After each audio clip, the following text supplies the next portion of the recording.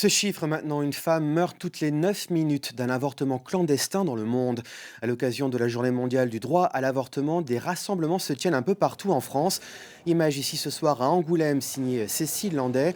Si l'accès à l'IVG est légal en France, les associations estiment que la situation se dégrade.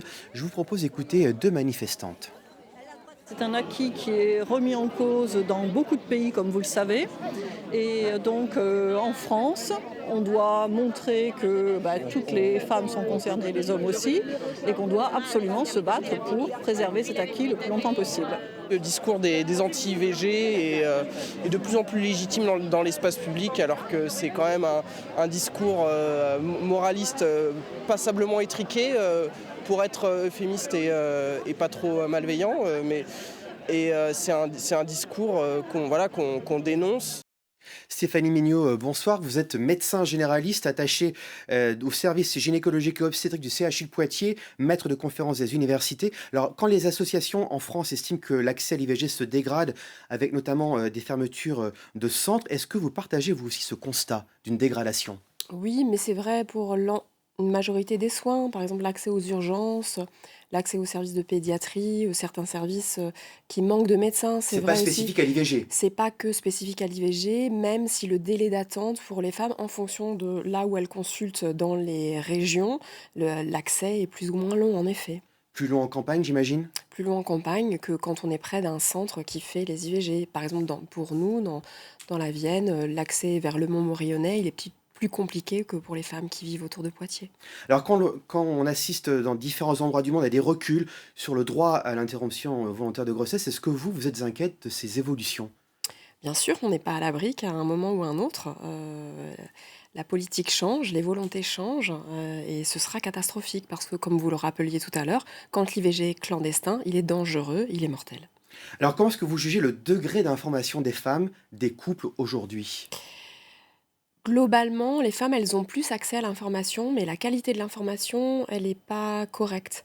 Soit elles ne sont pas informées du lieu où elles peuvent faire l'IVG ou la façon dont se déroule l'IVG, mais surtout la problématique, c'est l'accès aux informations concernant la contraception. Et ce matin, on rappelait que, notamment au sujet de la pornographie, ce qui va nous permettre de lutter contre toutes ces problématiques, c'est l'éducation, l'éducation, l'éducation. Donc c'est la même chose pour le droit à l'avortement et à la contraception. Oui. Justement, quand on parle de contraception, est-ce que dans vos cabinets médicaux, on parle de plus en plus de contraception masculine? Oui, on a de plus en plus de volontaires masculins pour la vasectomie, qui est un moyen de contraception définitif qui concerne les hommes.